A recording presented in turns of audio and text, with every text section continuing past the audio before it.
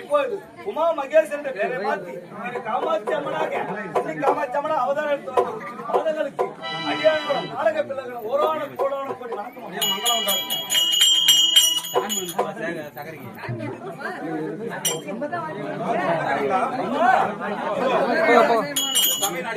அந்த போது என்னுடைய நாமதேயம்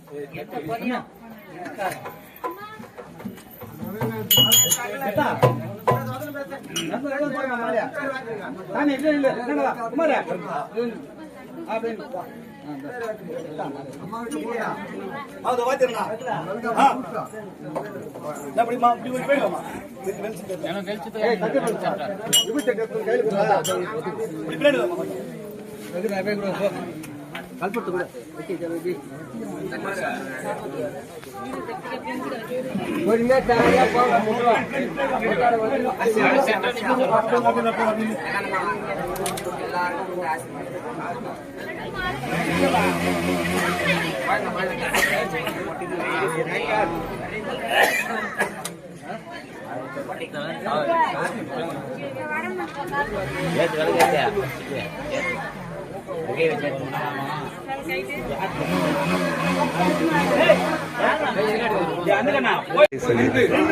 சரியில்லையா எடி சொல்லிடுறாரு சார் கரெக்டாக நான் ஒரு நிமிஷம் உயிர் கொடுத்து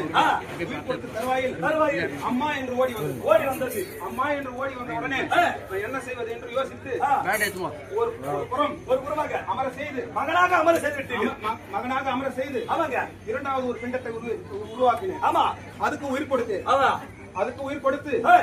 திரும்பி மந்திரம் ஜபித்து அது தங்கா என்று ஓடி வந்தது. தங்கா என்று ஓடி வந்தது. ஆமாங்க, தங்கா என்று ஓடி வந்த உடனே இதை வைத்து என்ன செய்ய வேண்டும், ஒரு வாய்க்கு துணை வேண்டும் என்று அவன் கேட்டால் அது அம்மா என்று வருகிறது, தங்கா என்று வருகிறது என்று எண்ணி அண்ணனாக ஏற்றுக்கொண்டு ஒரு புறம் அமர செய்து மூன்றாவதாக ஒரு பிண்டம் உற்பத்தி செய்து அதுக்கு உயிர் கொடுத்தேன். ஆமாங்க, உயிர் கொடுத்த பிறகு பெண்ணே என்று ஓடி வந்தார். அப்பொழுது பெண்ணே என்று ஓடி வந்த உடனே எனக்கு வாய்க்கு துணை வேண்டும் என்று அண்ணன் முதல் விநாயகர் பேர் சுட்டி இரண்டாவதாக அண்ணனுக்கு மாயக்கண்ணன் என்று பேர் சுட்டி மூன்றாவதாக பரமன் என்று பேர் சுட்டி அண்ணனுடன் ஆலோசனை செய்து அண்ணனாகப்பட்டவர் தனிமையில் இருந்தால் உலகத்தில் ஏதும் செய்ய முடியாது, நீங்கள் இருவரும் திருமணம் செய்ய வேண்டும் என்று அண்ணன் பிரகாரம் வார்த்தை மேற்கொண்டேன். அப்பொழுது இருவருக்கும் திருமணம் ஏற்பாடு செய்தார்கள். திருமணம் ஏற்பாடு செய்த உடனே திருமணம் செய்ய வேண்டும் என்றால் பரமனாகப்பட்டவன் நான் இவளுக்கோ 3 நேத்திரம் உள்ளது, 3 நேத்திரம் உள்ளவளை நான் திருமணம் செய்தால் இந்த உலகத்தில் நான் எப்படி வாழ்வது அப்படி என்று வாது வந்தது.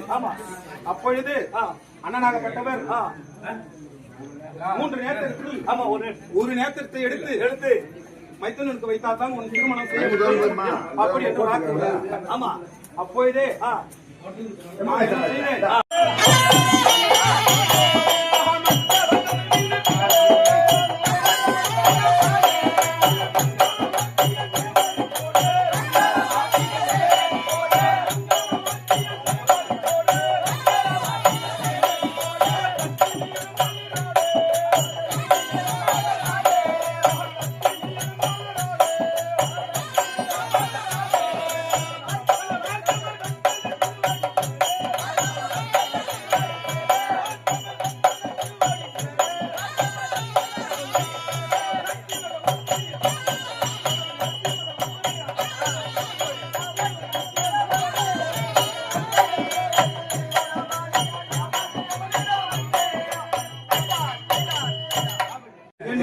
கண்ணை எடுத்து மூன்றாவது எடுத்து அவருக்கு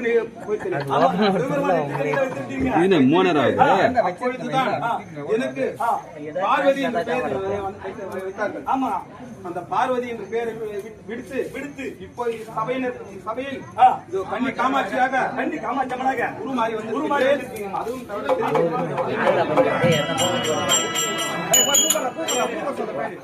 அக்கர்கள் மலர் மாறி